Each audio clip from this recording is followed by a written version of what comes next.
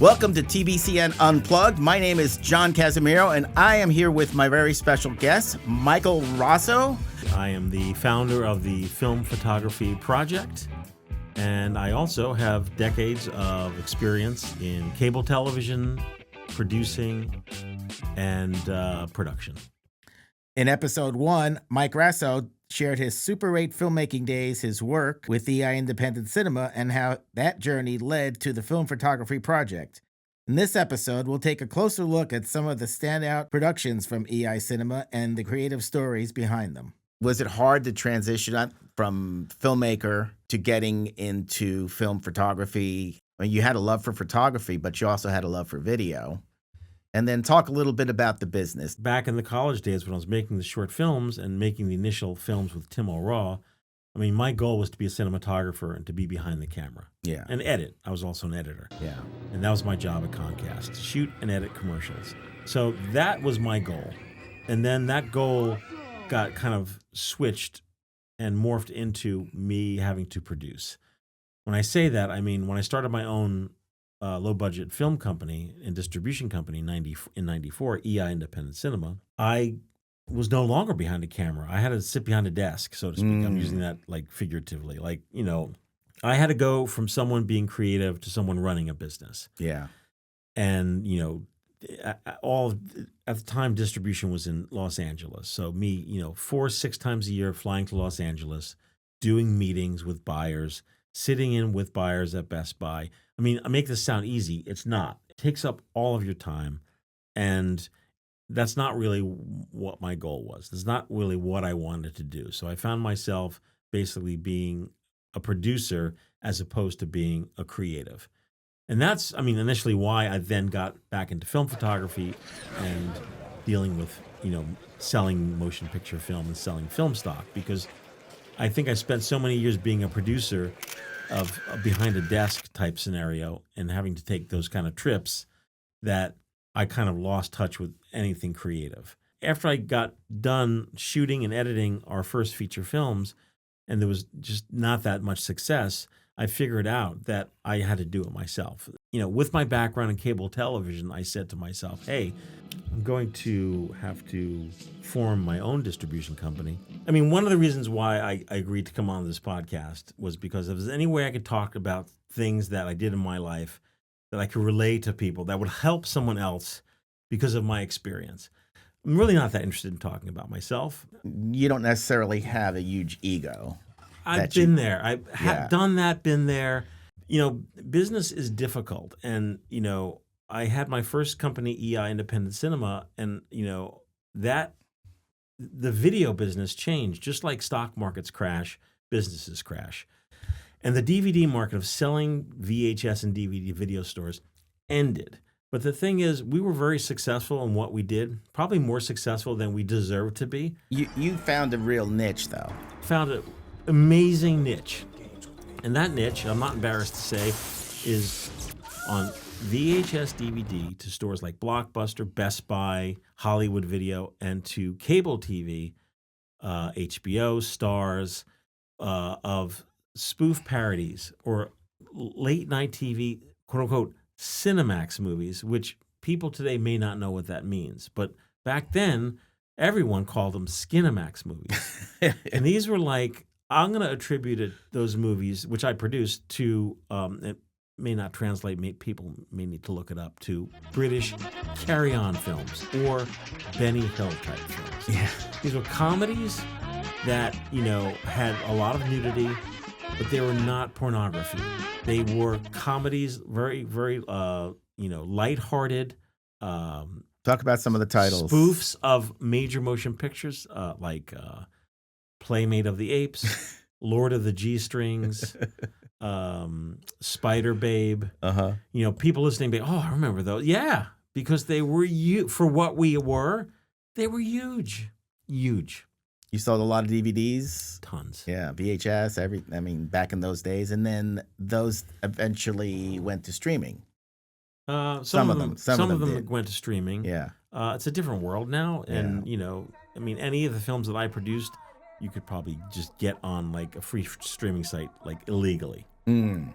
But on business side of things, when we were producing, so I guess you could say from college making those short films to my first production company, EI Independent Cinema, that for what we were very successful. Yeah. But the thing is, back then there was no end game. There was no plan on ending. There was no idea of that there would be an end. Because when you start a business and you're successful, I don't know. I mean, let's say you're a dentist. Let's say you're a chiropractor. Let's say you're a plumber. These are things that you could carry on your whole life and maybe pass them on to your children because they're trades. Yeah. This is media, and media goes through ebbs and flows. And I'm going to use the example of the drive-ins. So back in the 1960s and 70s, there used to be drive-in movie theaters where you would drive your car in and you and your family would watch a movie sitting in your car. I mean, I think people have somewhat of a picture of what that was. Right. There were producers who made films specifically for drive-ins, a lot of horror movies.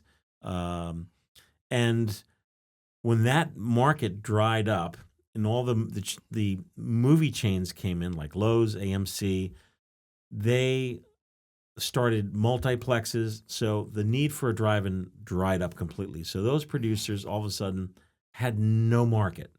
And that's exactly what happened to us, whereas we were producing VHS and DVD movies, and there was an end to that.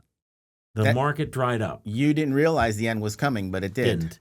So it came to us like a trap door opening up from underneath.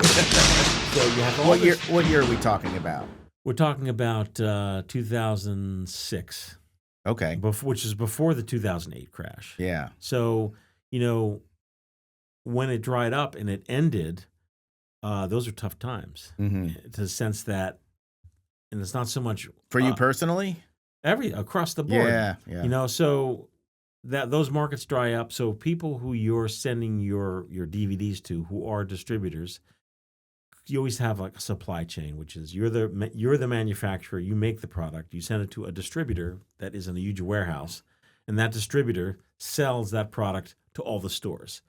Because Best Buy is going to buy from a distributor so they could buy an assortment of products. Yeah. Not just yours. Best Buy is not set up to buy direct from a little guy like myself, but they'll buy from my distributor who carries my line. When Best Buy stopped buying, those distributors essentially went bankrupt, and then maybe couldn't pay us what they owed us. So it was a snowball thing. Yes. Yeah. So I was in a position where things were just not selling. I had to let go of some staff.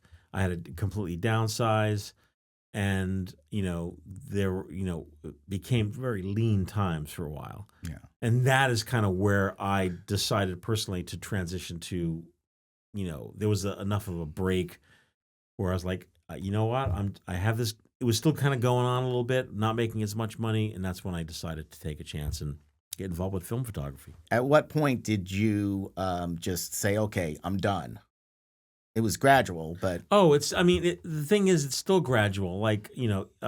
So EI Independent Cinema essentially had to go out of business because of the market. Mm-hmm. So what I did was I personally regrouped, and I've just been very good with money. When we were at our most successful, I didn't go out and buy houses and boats, and you know what I mean. I've never lived an extravagant life. I've always lived a very humble life, not spending a lot of money, and I've always taken any money I have and I always put it back in my company. Mm-hmm. So I just kept, I was never extravagant. And because of that, and the fact that I've always paid my bills, I had excellent bank credit. So, I was able to get bank loans and essentially buy EI Independent Cinema and start a new company. Okay. Which I have to this day. Yeah. And that allowed me to hold on to my assets. So all of those crazy films we talk about, Playmate of the Apes or, whatever, Screaming Dead, there's a lot of horror films that are in my library. I was able to own because I was able to pay off my debt and hold on to all my assets. Yeah. I mean, otherwise, companies, they go belly up and they just lose all their assets. They lose everything, but you're still making profits from some of those movies. Yeah. Yeah. It's a slow burn. Slow, yeah. It's a slow burn, and it's something that I just remain dedicated to. Mhm. So even though what I do today is, primarily with film photography project, I still own my library. I still own those assets, and we can work those assets, transition those into digital media and stream them whenever we can. It's not my primary business, but it's satisfying to know that some of those old shows can still stream. Yeah. They're not a primary income source for myself, but it's kind of fun in the sense that what I was doing this past week, visiting college buddy Tim O'Raw, who, one of my first feature film, that we're able to take those, assets, uh, redigitize those in 4K, remaster the film, do a commentary, and have it come out on Blu-ray. And I would have never accomplished that if I wasn't as disciplined as I was along the years. I'm talking decades with my various companies. Talk a little bit about the services that Film Photography Project does. Well, Film Photography Project started out as Film Photography Podcast in 2009. A few years later, started an online store. And I just I kind of went back to my roots, as a teenager, always shooting Super 8 or still photography. And John, you could attest to this because our entire teen years growing up, Yep. I was always the kid with the camera. You were the kid with the camera. I mean, heck, we would go to a party, right? Like Tom Candia's party. We'd go to like a party at a kid's house, and I'd show up with a projector Yep. and 8mm films under my arm, and I'd be showing movies against a screen while everyone's like, yahooing and illegally drinking beer. So it's like, I was always that kid. So to get back to film was like a real joy. I mean, it was really, I really just went and dug through my closet. I found my old Canon AE1 camera. I started the podcast, and it kind of just organically grew. And I didn't know in 2009 that there was going to be like a film resurgence. Yeah. It just sort of happened by accident. Yeah. Happy accident, I guess you can call it. Yeah, because you didn't say, okay, well, I'm done making films, but I know there's a market for film photography, and I'm going to make a business out of it. It didn't happen that way. No. I remember this woman I was dating, and I went to this like swanky party, and all these I swear, there's all these hedge funds guys there, like banking guys. And they're nosy as hell. Yeah. What do you do? Oh, a film photography project. Oh, really? And he took me into his office and he brought up film photography project, like Googled it. Mm-hmm. And he was amazed because he's like, how did you get that Google search? How'd you get that high Google search? Because he's a banking guy. Yeah. He just thinks nuts and bolts of how did you engineer this? Yeah. And that's what people don't really understand about to be organic, which is you don't engineer things. You do it naturally. And if you happen to be at the right place at the right time and cultivate it enough, then you can get that page one Google search without paying anyone a dime. Right. And that's what folks cannot understand. And that's why I'm all about authenticity. And you can spot a fake a million miles away. Yeah. That's why whenever there's a new podcast, let's say there's a new podcast about film photography, I'll listen to it. And I'm very competitive. I'll be critical. I'll think to myself, I give them 12 months because it takes so much time and effort to stick with something. How many episodes now have you had for Film Photography Project? We're up to, I think, 247 or 248. That's great. Yeah. I mean, it's only once a month, sometimes twice a month. Yeah. But I also apply discipline to it, where it's like we're on the 15th of the month. And the thing with YouTube and a lot of social media, and I see this a lot, you'll see a YouTuber come on who hasn't done a show in 2 weeks, and the first thing to do is apologize. Hey guys, hey, I'm really sorry I haven't been on the air. And I'm like to myself, I'm like, stop. Yeah. I'm like stop. No one cares. No one cares. People just want to hear the message you're bringing to them, whatever that message is. So stop apologizing that you haven't done a show in 2 weeks because no one gives a heck. Mm-hmm. I'm sure you've seen it. Yeah, absolutely. It was like, hey guys, I'm sorry. Whoa, who cares? I don't care. Get to the point. Yeah. Yeah. And that's the thing I think about film photography podcast is it's not really about the members, myself, Matt Marash, Leslie Lazenby, John Fideli. It's not, it's not really about us. It's not like, oh, hey, what what'd you do? Tell us about what you did this week. Who cares? Right. What we care about is that, Owen, one of our podcasters, comes on with a Mamiya 500 DTL camera, and that he bought this for $5 on eBay, and that this camera, is as good as, let's say a Canon AE1. I don't know if you can see it. So the thing is, in bringing whatever your message is, and your social media or your YouTube channel or whatever it might be, it's like, just get to it. Yeah. Just, you don't have a lot of time. You know what I mean? It's like, just whatever the message is, just bring it, make sure it's concise. I mean, I edit every podcast. There's nothing live. Me too. So it's like, I always tell people, if you're going to go live, you better have a good reason. Yeah. Number one, have something that is going to be obsolete tomorrow. yeah, If you're doing a sports show, you got to do it live because tomorrow it's not going to matter. If you're doing a political show or a news show, it's got to be live. Yeah. But other than that, why stress yourself out that way? yeah. I mean, I think sports is a good analogy to film photography because people are passionate about sports. Yeah.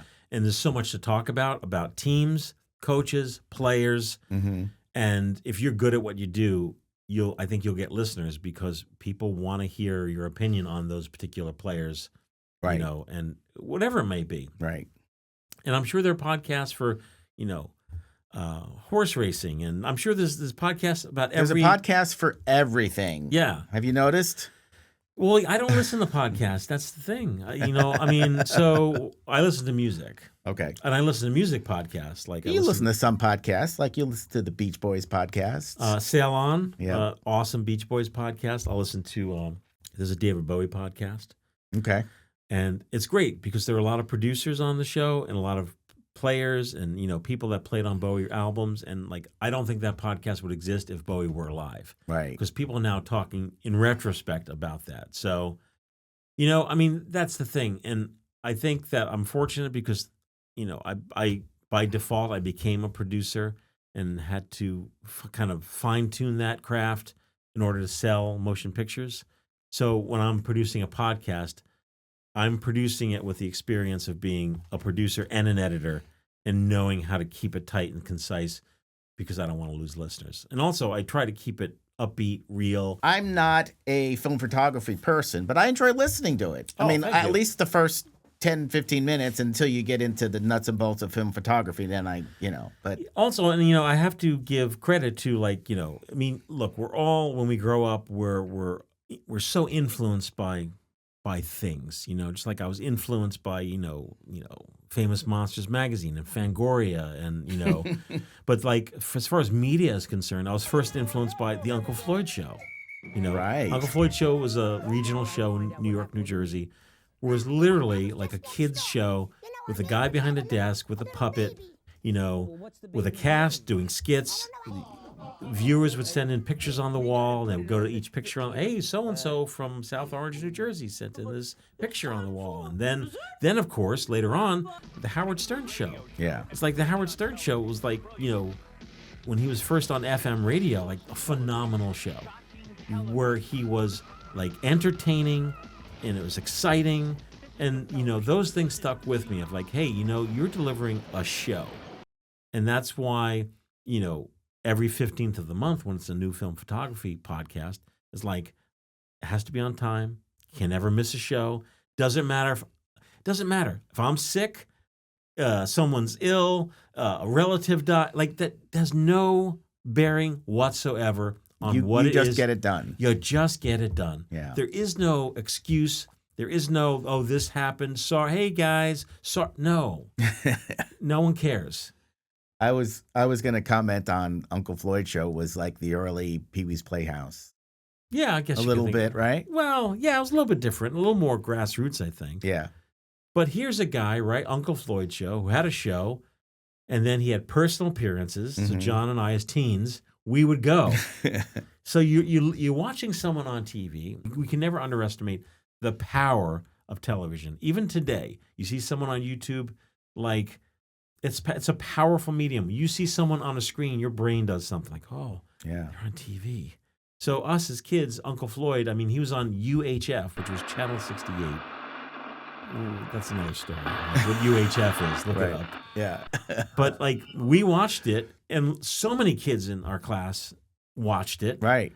And then when he's like, hey, you know, we're going to be at Ken's Magic Shop on Saturday. Oh, let's go. Let's go. Yeah. Or he had his own convention in Elizabeth, New Jersey. Right, So I remember we went to that. Yep. So, you know, when it's entertaining and it's exciting and you're young and very impressionable, you know, these things mean a lot to people. And Uncle Floyd Show meant a lot to me as a kid. So I never really thought of it that way, but Uncle Floyd was kind of an inspiration for you to do television, would you say? Oh, absolutely. Wow. And then, Wow. of course, you know. Shout out to Uncle Floyd. And then, of course, like growing up, SCTV, Yeah.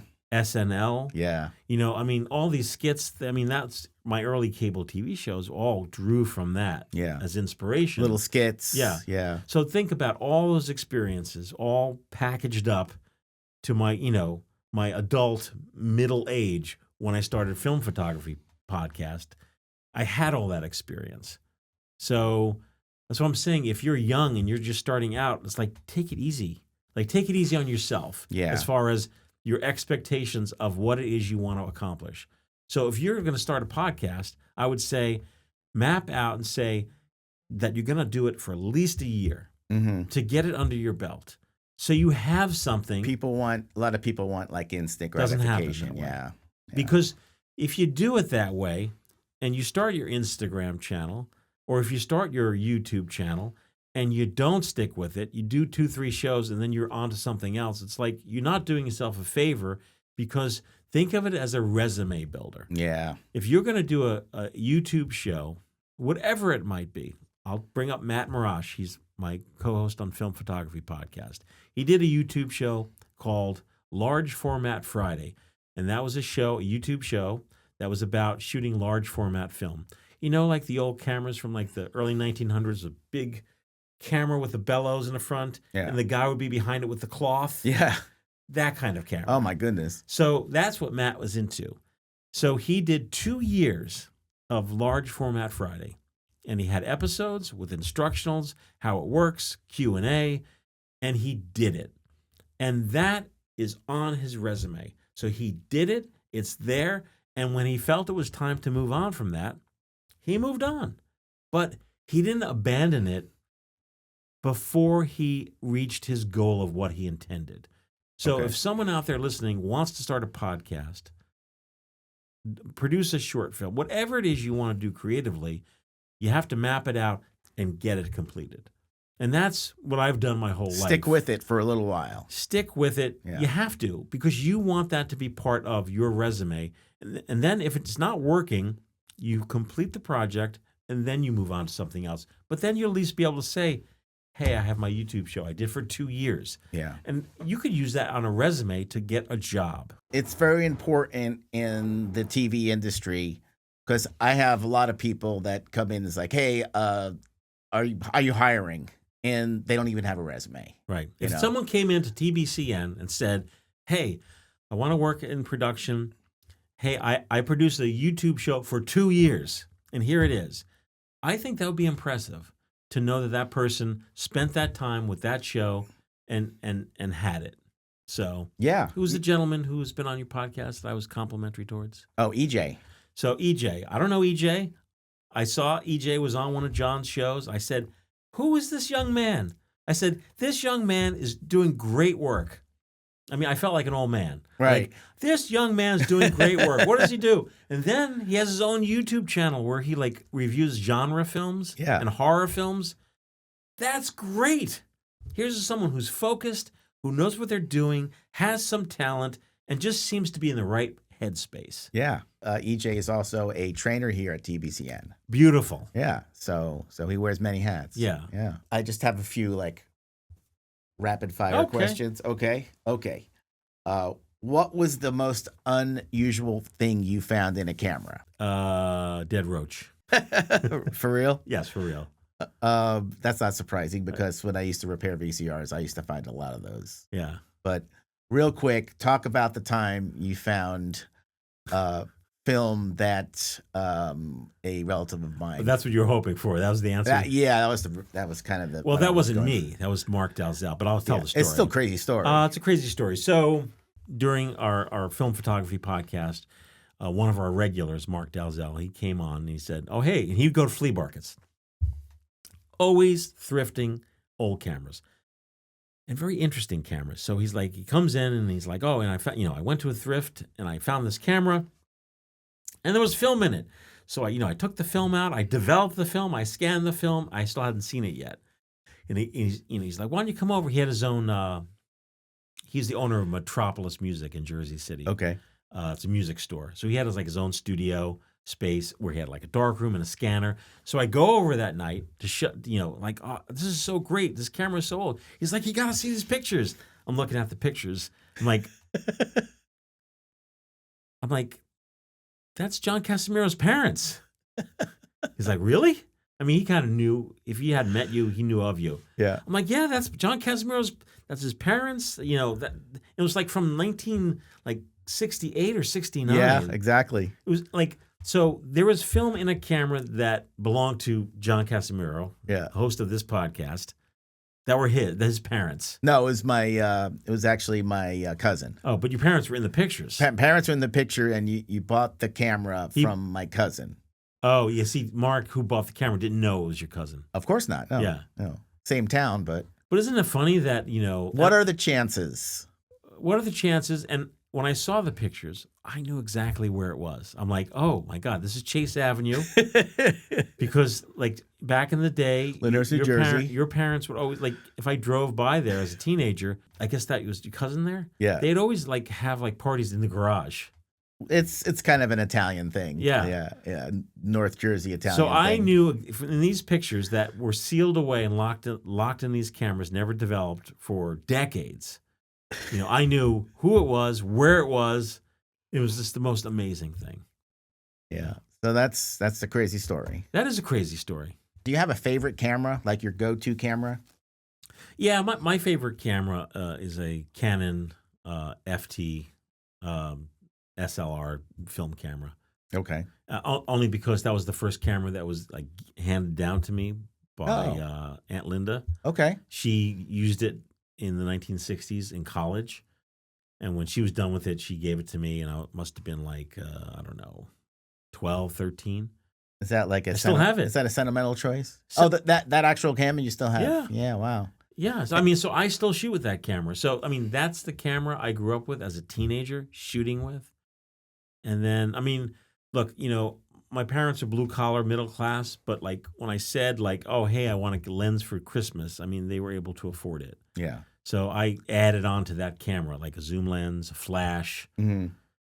So to this day, that is kind of my favorite, best camera, even though it's not the best camera available in the market. The last roll of film you shot. Yes. What was on it? Oh, well, I developed and scanned my own film. Mm-hmm. So the last roll of film I shot was just last week. I was in Cleveland, Ohio, and I shot many rolls of film. As soon as I got back, I developed that film, scanned it, and that was the last roll. How long does that take? So if you shoot a roll of 35 millimeter film in a camera, and you're developing it yourself, you could have it developed in half an hour. Okay. And you hang it to dry. Yeah. And then I digitally scan it. Old school. And then I post on Instagram. What do you prefer, 8 millimeter or 16 millimeter? If I'm shooting a movie, I prefer 16 millimeter. Just because the quality's better. Well, think about it. So we're talking about millimeter, size. So you take 35 millimeter, which is, about big. It's very expensive to shoot 35 millimeter motion picture. So amateurs and semi-professionals shoot 16 millimeter. A lot of feature films were shot in 16 millimeter. Evil Dead, Desperately Seeking Susan, Seinfeld episodes shot on 16 millimeter. And that's Seinfeld was shot on 16 millimeter? Yeah. Wow. Yeah. Don't quote me. Almost positive it was shot on 16 millimeter. Okay. Certainly a lot of TV shows are shot on 16 millimeter. Okay. That's my preferred choice. However, I still shoot both. I also shoot Super 8 motion picture film. Okay. In wrapping up, Yes. what is your advice for either young filmmakers, or a young podcaster, or someone that's getting involved with film photography? Well, first of all, have a plan. Second of all, have a job. Yeah, don't quit your day job. Don't quit your day job. Become self-sufficient. If you live with your parents, become self-sufficient. It's very important. Don't rely on other people. You know, I don't have, my only experience is being, self-sufficient because, even though my parents did very well for themselves, I mean, my allowance ended when I was became a teenager. It was like go out and pump gas or get a job. Yeah. And that paid for my film or whatever I needed. I never asked my parents for anything. So have a plan, be self-sufficient, keep your expectations low. Surround yourselves with like-minded people. Yeah. It's very difficult to work on a project completely by yourself. Make sure everyone knows the plan of what you're working on. For example, a lot of still photographers they'll shoot models or they'll shoot people. Yeah. So if you're going to go and, make an agreement with a model to shoot that person, a lot of people are into fashion photography. If you're going to get clothes from a clothing company, make sure you know what that agreement is. The fact the model knows that, you own the pictures and that you're going to give to them the pictures that are finished pictures, not all of the pictures. I mean, this applies digital as well. Yeah. And video. Yeah, it's kind of lost. I find today that there's I don't know, I could be wrong, but it seems to me a lot of people, there's very few release forms. Yeah. We stress them here at Public Access. Yeah. So, if you're shooting a movie or you're shooting a short film or any content that involves other people, there's simple release forms. And you get those signed because someone who is involved with your project, when you're done, they may not like it and then tell you, I don't want that released. Yeah. Yeah. I've had it happen before. Yeah. I don't want that released. Well, sorry, you signed here and you agreed to this, and that's what the project is.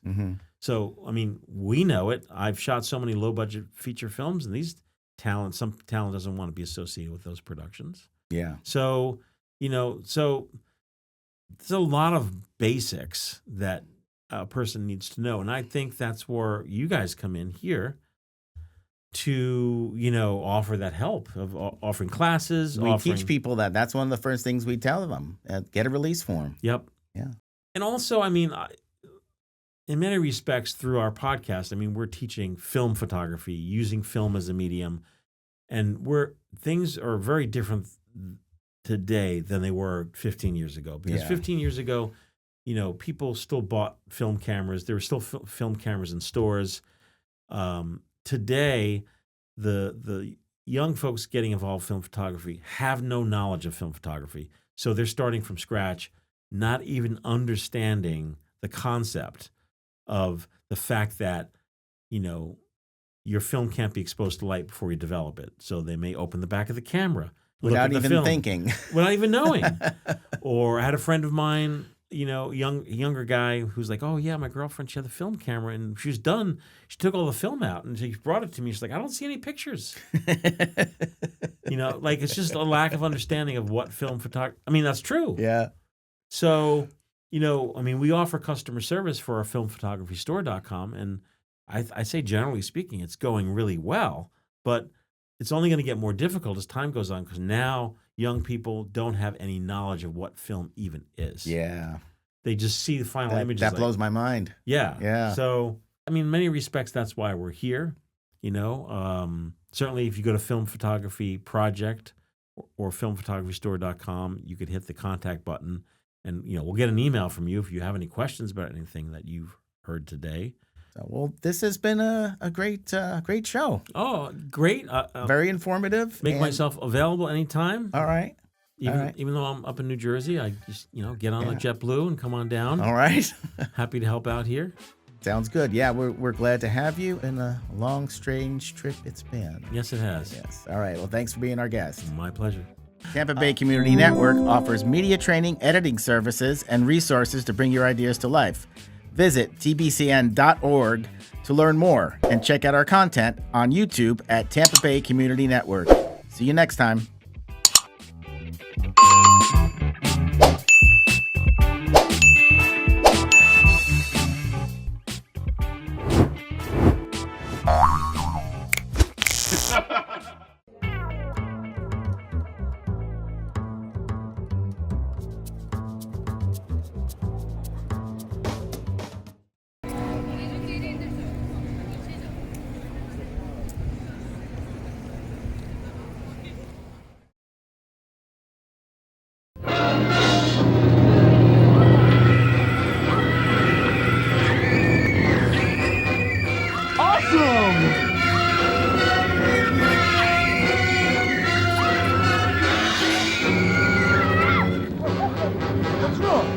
Zombies! Damn!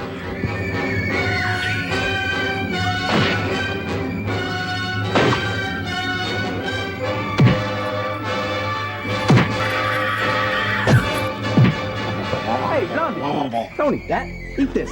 Humans are such limited supply, but here at the CD Den, there's virtually thousands of discs to choose from. And when you eat 12, you get one free. You don't like CD. That's all right. Try a cassette. And CD Den has thousands of those too. Zombies rule!